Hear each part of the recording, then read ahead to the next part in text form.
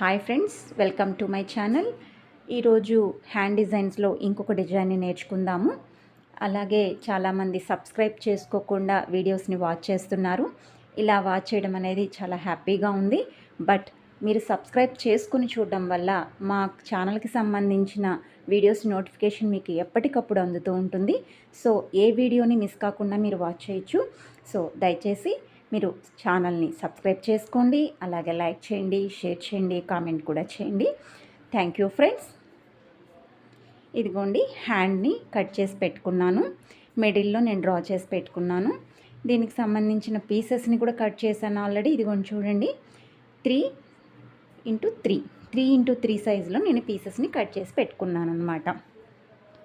నాకు ఎన్ని పీసెస్ అయితే కావాలో అన్ని పీసెస్ కట్ చేసి పెట్టుకున్నాను. ప్రతి పీస్ని ఇదిగోండి ఈ విధంగా సమోసా మడత టైప్లో మడించుకొని కుట్టు పెట్టుకుంటున్నాను. ఇదిగోండి ఇలాగా కుట్టు పెడుతున్నాను. అలాగా నేను అనుకున్న మోడల్కి, ఇప్పుడు నేను కుట్టే మోడల్కి నాకు 6 పీసెస్ పడుతున్నాయి.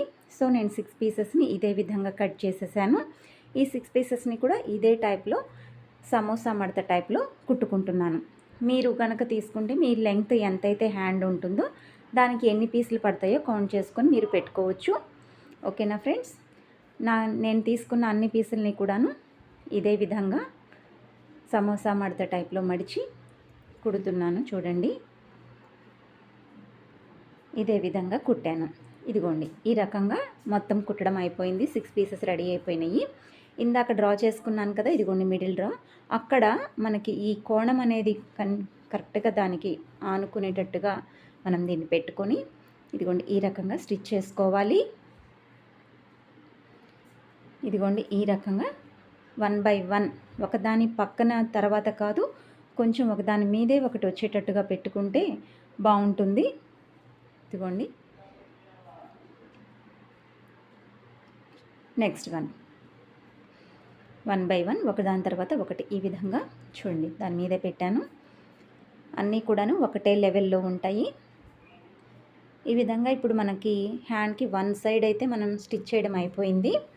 ఇప్పుడు సెకండ్ అంటే దీని ఆపోజిట్ సైడ్ అనమాట. ఇప్పుడు మనం ఎలాగైతే స్టిచ్ చేసామో అదే పద్ధతిలో ఇదిగోండి ఇంకో పీస్ తీసుకొని ఇప్పుడు ఈ 2 కోణాలు కలిసే విధంగా పెట్టుకుంటూ మళ్ళీ స్టిచ్ చేసుకోవాలి. ఇదిగోండి ఈ రకంగా స్టిచ్ చేసుకోవాలి.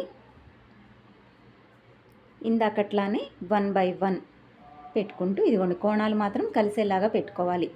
ఈ 2 కోణాలు చూడండి ఈ రకంగా కలిసేలాగా పెట్టుకొని స్టిచ్ చేసుకోవాలన్నమాట. ఎక్కడా కూడాను పక్కకి రాకూడదు. చూడండి ఇలాగా స్టిచ్ చేసుకోవాలి. ఇప్పుడు థర్డ్ 1 చూసారు కదా, నేను అనుకున్న దానికైతే కనుక అంటే నేను కట్ చేసుకున్న హ్యాండ్కి నాకు 6 పీసెస్ సరిపోయాయి. మీకు ఎన్ని పీసెస్ కావాలంటే అన్ని పీసెస్ని మీరు కట్ చేసి పెట్టుకోవచ్చు. ఓకేనా? ఇప్పుడు నాకు ఇంతవరకు కంప్లీట్ అయిపోయింది. ఇప్పుడు మనం కుట్టిన కుట్టు కనిపించకుండా ఉండడానికి ఇదిగోండి 1/2 అంగుళం క్లాత్ని ఆ కుట్టు మీదకి పెట్టి దాన్ని స్టిచ్ చేస్తున్నాను. చూడండి, మనం ఇందాక కుట్టిన కుట్టు ఇప్పుడు అసలు కనిపించదన్నమాట. లోపలికి వెళ్ళినట్టుగా నీట్గా ఉంటుంది మనకి. సో ఇలాగ స్టిచ్ చేసుకోవాలి. ఇదిగోండి కంప్లీట్ అయిపోయింది.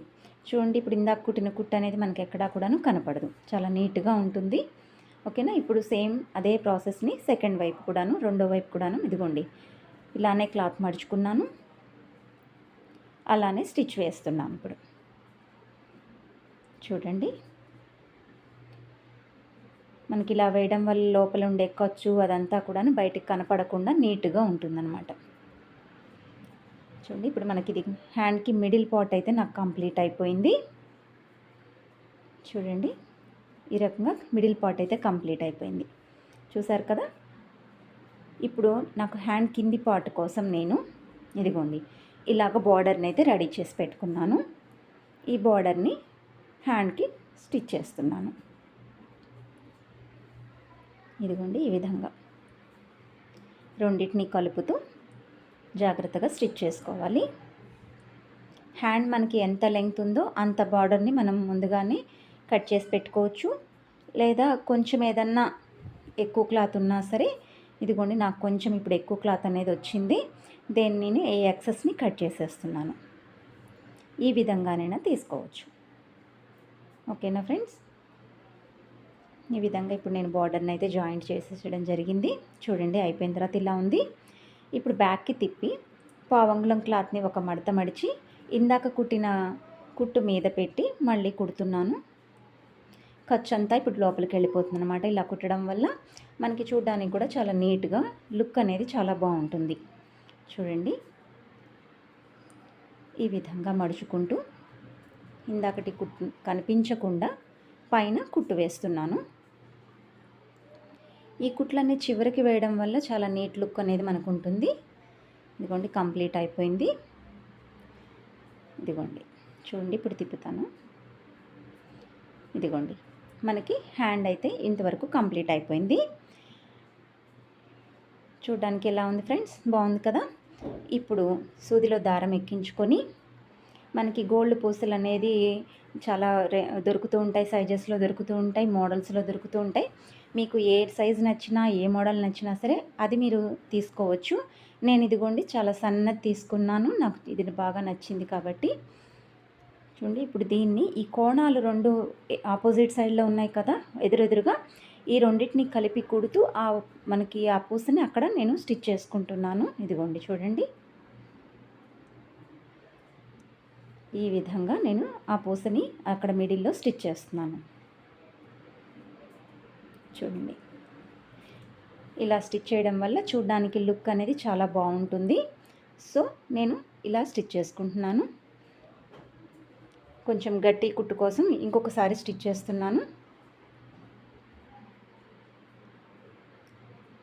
ఇలాగా ఒకటి స్టిచ్చింగ్ అనేది కంప్లీట్ అయిపోయింది. ఇప్పుడు నాట్ వేసేసి సూదిని తీసేస్తున్నాను. నాట్ వేసేసాను, సూదిని కూడా తీసేసాను. చూడండి ఇప్పుడు ఇంకా మనకి 1 కుట్టుకున్నాం కదా, ఇంకా 2 ఉన్నాయి. ఈ రెండింటిని కూడా కంప్లీట్ చేసుకొని కుట్టేసేసుకోవాలి. కుట్టేసుకున్న తర్వాత ఇలా ఉంటుంది. Thank you friends.